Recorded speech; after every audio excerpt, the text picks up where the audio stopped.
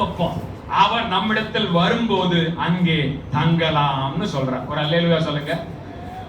வீட்டுக்கு எப்பவுமே வந்துட்டு போறவரு, அப்ப நமக்கு நம்ம ஆட்கள்லாம் எப்படி ஒரு தடவை வந்தா முதல் சந்திப்பு நல்ல மரியாதை இருக்கும் பாருங்க. அடிக்கடி வீட்டுக்கு போனா பெரிய மரியாதை ஆயிடுது. இருக்கீங்களா? என்ன ஒண்ணு பேச ஒரு மாதிரி பாக்குறீங்க. அடிக்கடி வீட்டுக்கு போனா ஒரு மாதிரி மரியாதை குறைஞ்சிருப்பாரு. ஆனா இவன் வித்தியாசமா இருக்கிறார். இந்த எலிசா தீர்க்கதரிசி, இவர் பரிசுத்தவான் என்று காண்கிறேன்.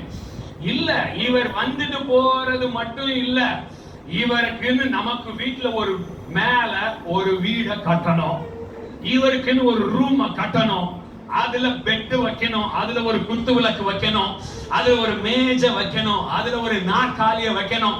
கண்டிப்பா இவர் நம்ம வீட்டுல ஸ்டே பண்ணணும். ஒரு அல்லேலூயா சொல்லுங்க பார்க்கலாம். அல்லேலூயா. இத பார்த்து இது ஒரு தடவை எலிசா வந்துட்டு இப்படி, எனக்காகவா இந்த ரூமை கட்டினீங்க? ஏய், எனக்காகவா கட்டினாங்க?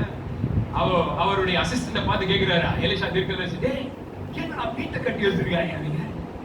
என்னடா இவங்க நமக்கு சேர் குத்து விளக்க போட்டு வச்சிருக்காங்க. இவங்க இவ்வளவு சலக்கரணையோட நம்மள விசாரிக்கிறாங்க. இதோ இப்படிப்பட்ட சகல சலக்கரணையோடும் எங்களை விசாரித்து வருகிறாயே, உனக்கு என்ன செய்ய வேண்டும்? ஒரு அல்லேலூயா.